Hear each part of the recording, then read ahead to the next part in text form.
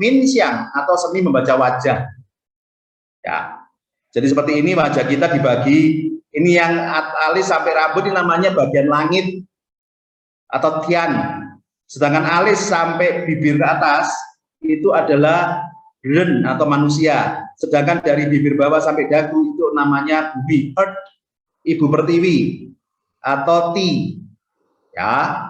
Hati-hati Bapak Ibu, siapa yang sering di bagian ren, bagian bawah alis sampai bagian atas mulut ini ada jerawat atau ada semacam radang, ada nggak yang begitu? Itu pasti pencernaan Anda nggak beres. Itu akan terobati kalau pencernaan Anda beres. Minimal Anda mohon maaf BAB-nya lancar. Sehari makan 3 kali, Anda BAB 3 kali, pasti wajah Anda bersih. Itu dapur, itu unsur. Lah, Bu Desi kenapa iya? Bu Desi, kok iya apa salah ketik nih? Iya, kalau harinya nggak lancar langsung jerawatan. Ah, cocok toh. Jadi Bu, tolong perbanyak makan sayur buah dan ini ya Bu, probiotik dan prebiotik ya. Ada toh? Mohon maaf saya sebut merek Bu Desi agar Bu Desi bisa lebih tidak tersiksa dengan jerawat muncul. Makan yogurt, makan apa itu yang susu fermentasi itu loh Bu. Bisa. Atau makan pisang sama pepaya aja beres kok. Ya. Iya, juga pepaya loh, tuh. Obatnya pepaya emang. Tempe juga loh. Tempe ya? Tuh. Tempe di jus ya, Bu, sama apa? Enggak, dimakan bisa dikombin sama madu sama segala macam. Tempe ya, Bu, tapi nggak boleh digoreng ya? Jangan digoreng. Oh, tempe dimakan sama madu gimana ceritanya, Bu Leni? Ya, ada lah itu. Nanti kita share di grup. Ada tempe yang bagus, Pak. Iya. Kenapa? Ada tempe yang bagus yang nggak bau.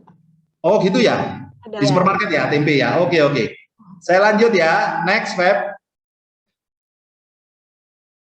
Lah, ayo sekarang semua dipegang nih perisai telinga. Ya, Bapak Ibu, ternyata telinga kita ini sama dengan posisi waktu kita bayi dan mau keluar dari rahim ibu, lihat. Seperti bayi yang berputar toh. Ini kan kita keluar di rahim yang segitiga tadi. Ini kan kaki kita, ini badan kita, persis ya dengan janin. Baru nyadar ya telinga kita itu ada maknanya.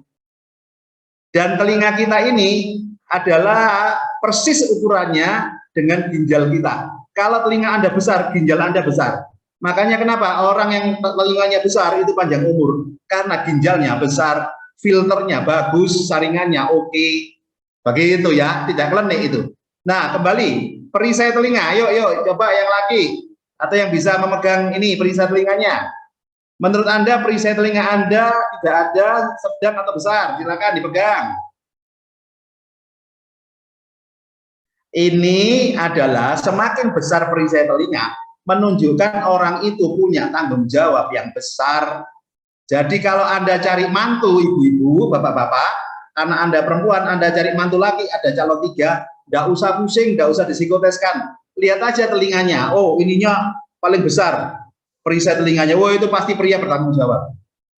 Ya, begitu ya Bapak Ibu, kawan-kawan. Lanjut. Ini Febri bacakan.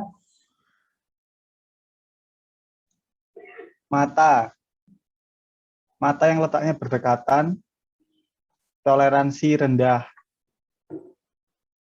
Toleransi besar yang di kiri, toleransi rendah di kanan.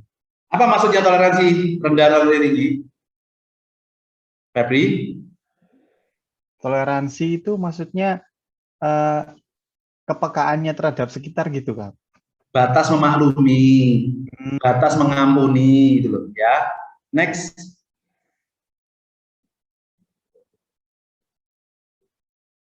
Toleransi rendah seperti ini tipe wajahnya, guratan-guratannya. Toleransi tinggi besar. Nah, ini. Biasanya orang yang ini disebut orang yang sabar, ya modelnya begini kan orang sabar. Next. Kadar emosional, jarak alis dengan ujung mata. Ya, kalau ininya jauh, orangnya ngamuan, mudah marah. Kalau ini jaraknya dekat, orangnya emosinya rendah. Atau kalau marah, ya marah saja tapi tidak menjadi dendam. Ya, next. Nih, emosional rendah. Ini yang anak-anak manja, membutuhkan banyak kasih, emosional tinggi. Yang gampang tantrum, ya, seperti ini. Next. Kadar emosi tidak jelas dengan guratan ini di sekitar hidung. Ya, ada di sekitar dahi. Next. Persepsi kritis, mencari tahu kekurangan. Ini orang yang kepo, tapi bukan usil, kepo aja. Ini tidak terlalu kritis, wajah ramah. Ini wajah ladies, biasanya suka menyelidik. Kalau tanya minimal 3 pertanyaan, itu kalau bahasa Surabaya dedes, tukang dedes, investigator. Nah, ini ya tipenya. Lihat alisnya, lihat bentuknya, posisi mulutnya, ya. Next. Kemampuan analisa. Tidak keras kepala, ini hanya analitis. Ini analitis, kurang analitis. Ini tidak analitis. Lihat bedanya di posisi bibir. Ya. Posisi bibir. Nah. Next. Apa ini? Menyihir. Matanya itu seolah-olah berair terus. Wajah siapa ini? Kalau saya sih bilang Krisdayanti. Ayo teman-teman, wajahnya siapa? Orang terkenal yang magnetisme. Krisdayanti masuk ya. Wajahnya Krisdayanti. Sihir matanya. Luna Maya masuk enggak? Masuk. Yang pria Sandiaga Uno masuk enggak? Matanya itu. Ahok masuk enggak? Masuk ya kelompok ini. Ariel Peter Pan masuk, makanya dia banyak punya pacar karena magnetisme ini. Alami ini nggak bisa dibuat-buat, ini bakat alami. Ada bintang di matanya ini. Next. Berpikir serius, mengambil pandangan yang serius. Pemikir ini. Fugacity, apa fugacity? Cemberut ya. Cemberut, banyak guratan ini. Ya, kurang ngopi mungkin karena banyak pikiran ya. Kopi itu kan ketika otak perlu inspirasi ya. Jadi ini kurang ngopi jadinya begini. Next. Sindroma korban. Ini orang yang cenderung sering celaka.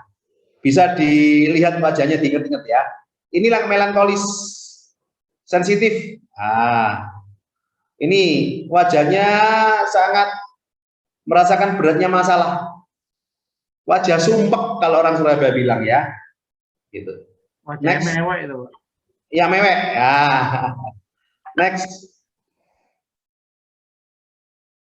Mata beralih pandang, mata terbuka dan tidak menyipit, kadar membohongi rendah. Ini biasanya wajah-wajah juru rawat ya, suster seperti ini ya. Lanjut. Diskriminatif, penuh kasih dan emosional tapi diskriminatif. Diskriminatif, ramah, mudah bergaul. Ini wajah orang seperti ini nuansanya. Ini cocok untuk marketing selling ini. Next. Ramah tamah, kelihatan dari matanya sangat berbinar, itu besar sekali pupilnya. Diskriminatif, dengan kerling matanya penuh selidik. Next. Estetik, berkesan dramatis. Next. Orang yang suka humor, ada guratan garis di belakang mata, karena kan suka ketawa sambil merem-merem gitu kan. Pandai bicara, lihat posisi bibir, variasi penilaian. Next. Ketepatan, akurasi. Ketepatan menjadi terlalu rewel, lihat bedanya, guratan di sekitar mata. Belum, belum. Sifat bahwa segalanya harus tepat tinggi. Ini orang yang perfeksionis. Ya. Next. Mengamati hingga sekecil-kecilnya. Saya ambil tokoh kita adalah Wapres Dwi Tunggalnya Soekarno Hatta. Bung Hatta ya. Oke. Next. Metodis. Ini cocok di bagian marketing selling. Metodis juga pemikir, ini cocok. Lanjut. Murah hati. Feb, ingat wajah siapa ini, Feb? Kayak Bu Clara ya? Ya, Cimime mirip nggak? CWP Bentuk juga. ini. sih. Ya, Iya. ya. Jadi orang-orang murah hati, hafalkan ya Bapak Ibu, wajahnya seperti ini tipenya. Iya. Kalau penolong, mudah memberi pertolongan seperti ini. Pendiam, tidak suka menghamburkan kata, waktu, dan uang. Hati-hati, ini orang yang terukur, ya, presisi. Next. Optimis, pesimis, sudut mulut turun ke bawah. Nah, ini. Ada atau turun begini biasanya. Next. Tidak sabar, bicara sebelum mikir. Siapa Feb? Model begini dari samping. Fania kan? Iya. Ya. Sabar, berpikir sebelum bicara. Oke. Ketidaksabaran tinggi, yang rendah kanan. Oke. Next. Ekspresi oral, maksudnya suka ngomel. Bangga akan penampilan pribadi, rasa humor tinggi. Next. Tinggi, keras kepala, pertahanan otomatis. Orang keras kepala ada 3 level ya Bapak Ibu. Keras kepala, kepala batu, dan kepala granit. Ya, seperti itu. Next. Nah, sikap ingin berkelahi. Ada kesamaan ya. Dua beliau ini, hobinya kan perang aja. Sama ya. Bibirnya Oke. ke bawah juga tuh. Yes, ini manyun. Tipologinya begitu, ada standarnya. Ya. Next. Rasa percaya diri tinggi, apa bedanya dengan yang kanan? Ini loh. Kalau alisnya dengan ujung matanya dekat, orang itu percaya dirinya tinggi, tapi kalau makin jauh, percaya dirinya rendah. Ini ya, kurang percaya diri, kurang yakin, kurang percaya diri, dan mudah putus asa. Next. Rasa percaya diri berasal dari lebar wajah pada bagian bawah dahi, antara alis sampai ke sini. Ya, orang-orang yang dablek dan tidak tahu apa ya, tidak pernah takut menghadapi orang itu biasanya lebar, bukan panjang wajahnya. Ya, ini dibandingkan maksudnya seperti itu. Next. Melindungi, ini wajah ayem toh ini ya, damai kan wajahnya. Membangun itu kanan. Next. Oke Bapak Ibu, tadi yang wajah itu dipelajari di S2 ilmu komunikasi ya. Sedangkan yang bagian-bagian lain itu ilmu Hong Shui, itu namanya geomansi, dipelajari di S1 arsitektur, teknik arsitektur itu ada. Jadi serta ilmu.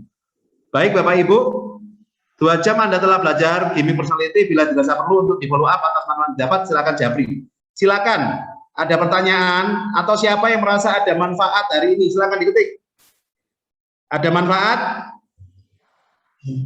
Silakan.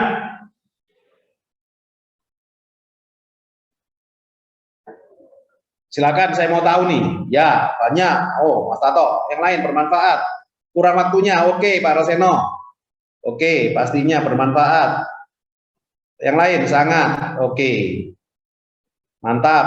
Dipraktekkan ya Bu Teti. Lanjut, ada manfaat. Oke. Bermanfaat. Oke. Biasa lagi, betul Pak Sugiono. Ini seperti orang belajar berenang dan belajar sepeda. Ya, yang lain.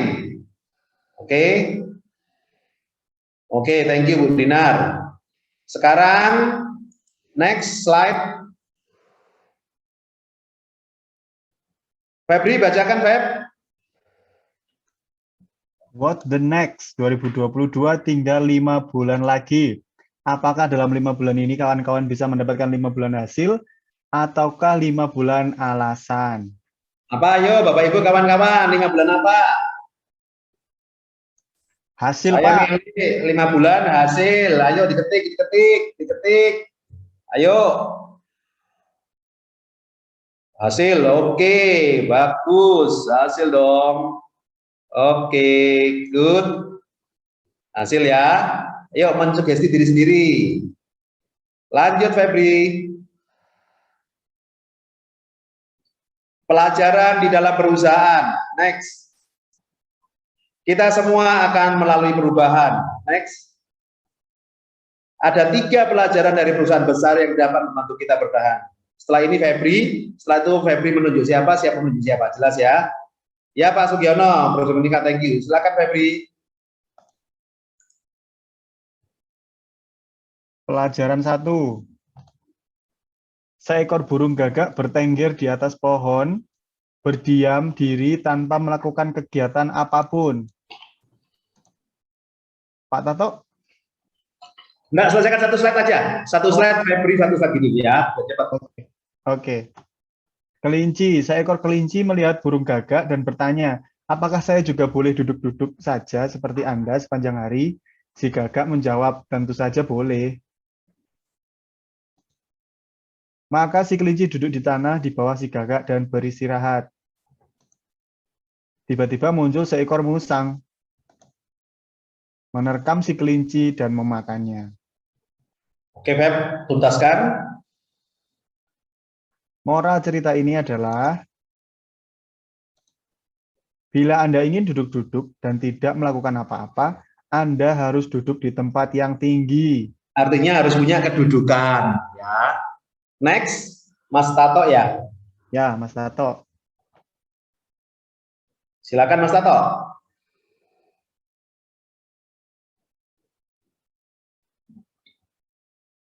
Mas Tato.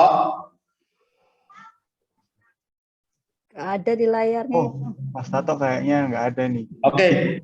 Bu Leni aja. Ayo Bu Leni. Oke, pelajaran 2.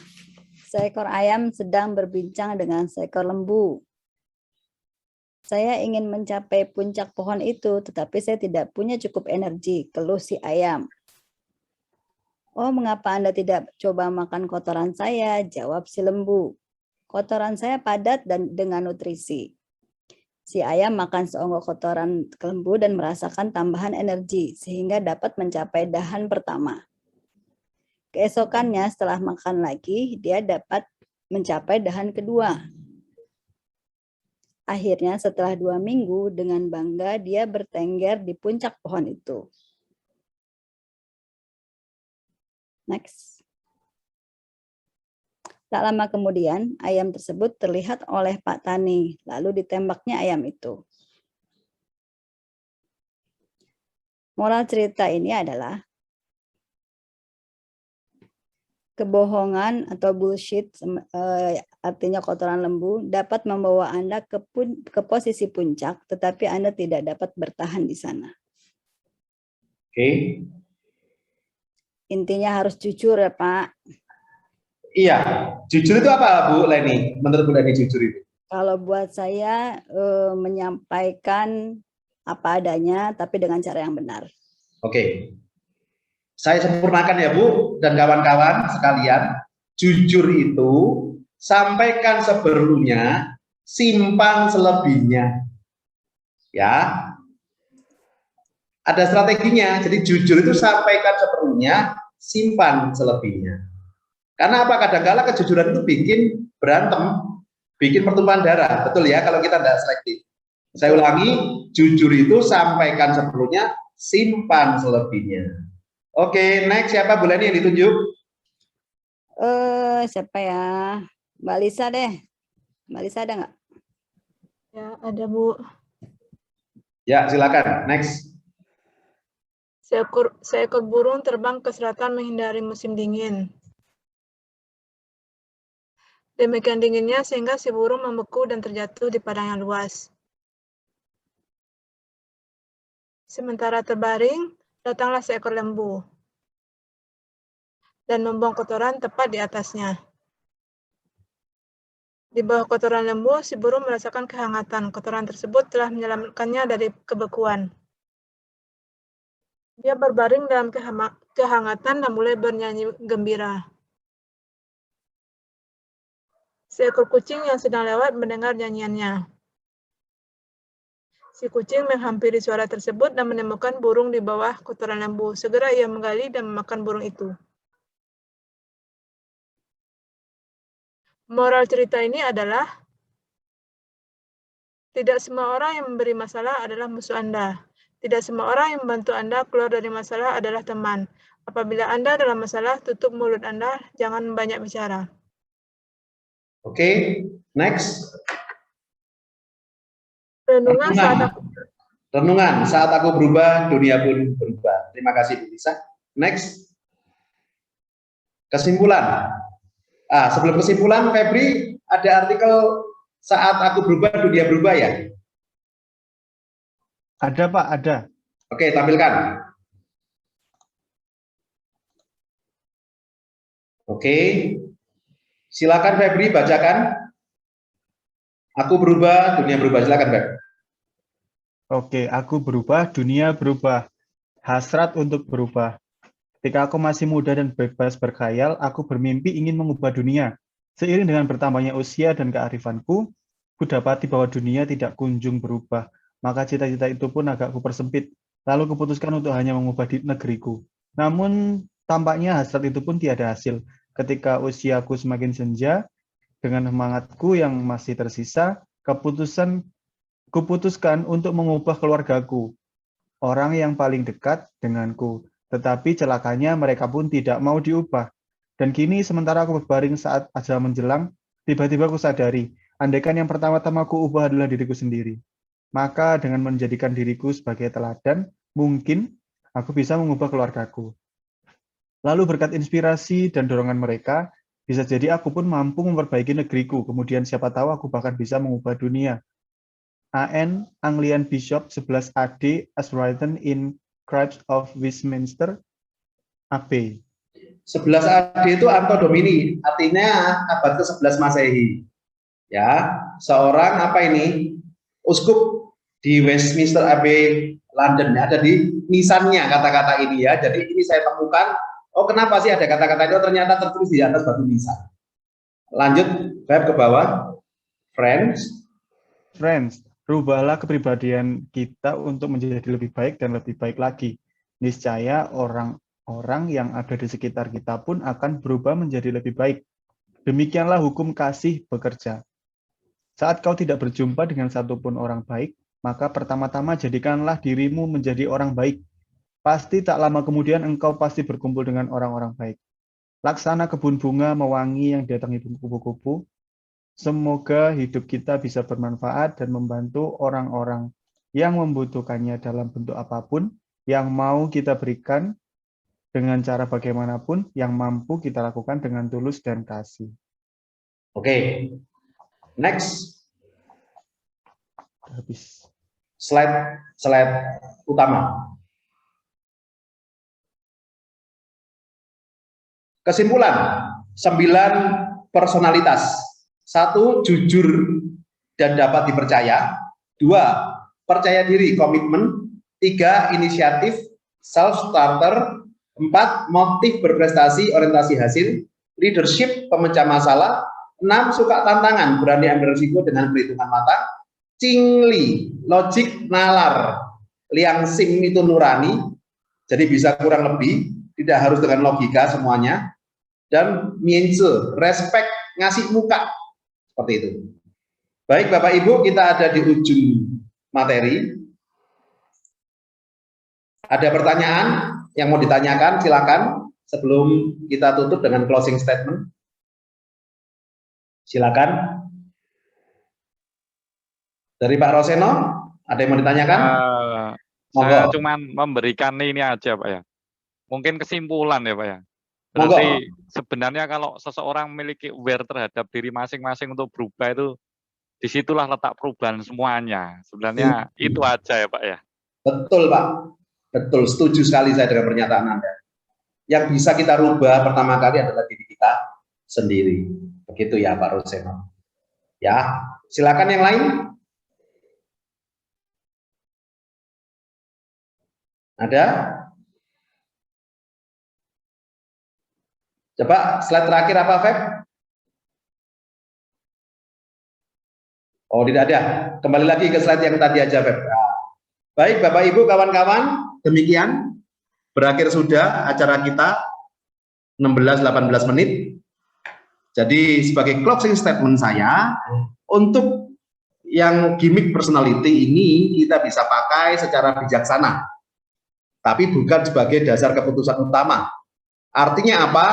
Jadikan ini sebagai alat bantu Bapak Ibu. Kalau memang Bapak Ibu tidak membutuhkan alat bantu, ya jangan dipakai.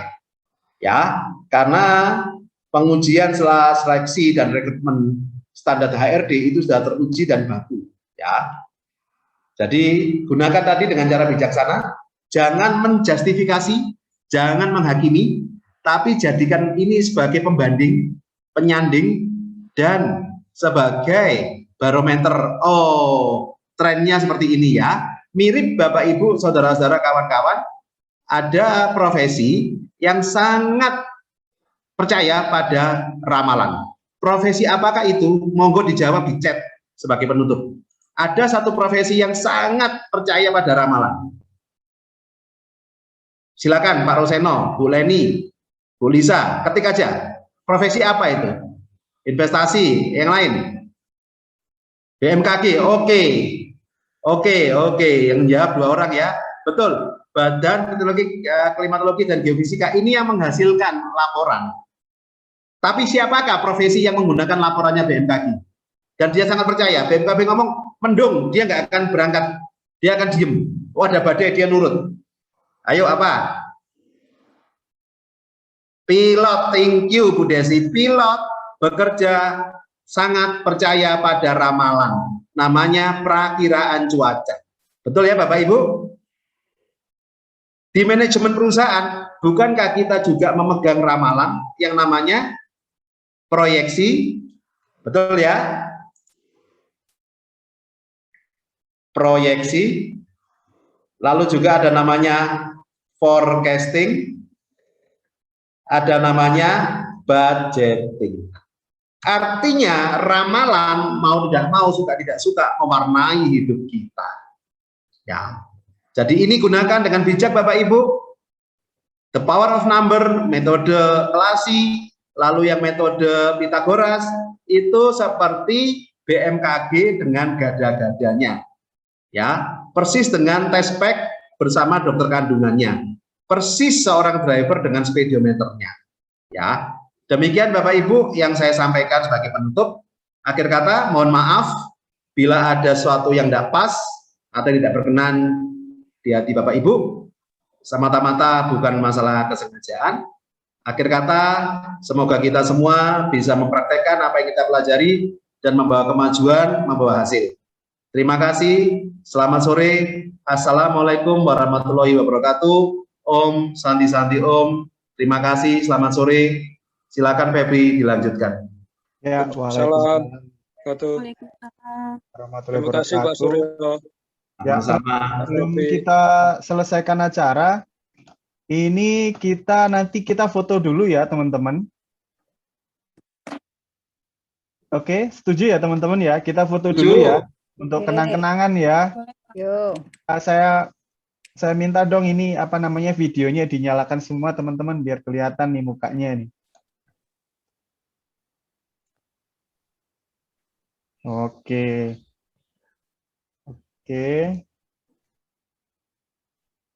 Oke, teman.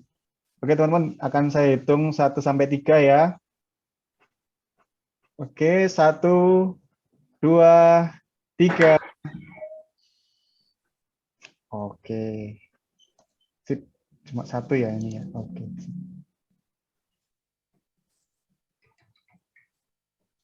Iya, selesai. Oke, teman-teman. Terima kasih sekali teman-teman atas atensinya hari ini. Acara berjalan lancar sampai 16.23 ini ya. Lebih 23 menit Pak Suryo, tapi luar biasa antusias kalian. Dan memang sangat perlu ya forecasting atau lamaran seperti ramalan seperti ini ya, bukan hanya hal-hal yang mistis, tapi memang di perusahaan pun juga perlu ramalan begitu Pak Suryo ya. Betul. Teman-teman, saya minta untuk ini ya, untuk feedbacknya ke kita, itu teman-teman bisa mengisinya feedback di link yang akan saya bagikan di chat, sudah saya bagikan. Nanti teman-teman bisa isi form di situ untuk keberlangsungan webinar kita selanjutnya gitu. Oke, sebelum kita tutup mungkin dari Pak Miki ada yang disampaikan? Cukup, ya. Jadi seperti ini saya diajak dari Bu Lisa ya. Jadi sebenarnya kalau kita anggap ini ramalan, lebih cocok kita bilang memanage resiko ya. Jadi kita tahu sesuatu yang mungkin terjadi, kita bisa mengurangi resiko yang akan terjadi. Oke, thank you Pak Miki. Betul, memanage resiko, mengelola resiko. Ya. Iya, thank you Pak Miki. Kata-kata Pak Miki. Ya, terima kasih semua. Luar biasa. Oke, kemudian terakhir ini teman-teman sebagai penutup, saya kembali memberikan suatu kata-kata atau kutipan dari Pak Suryo Haryono yang meaningful menurut saya, yaitu segala yang bisa diukur pasti bisa diatur. Terima kasih teman-teman. Saya Febri Arianto. Selamat sore, salam sejahtera, dan assalamualaikum warahmatullahi wabarakatuh. Sampai jumpa di kesempatan selanjutnya.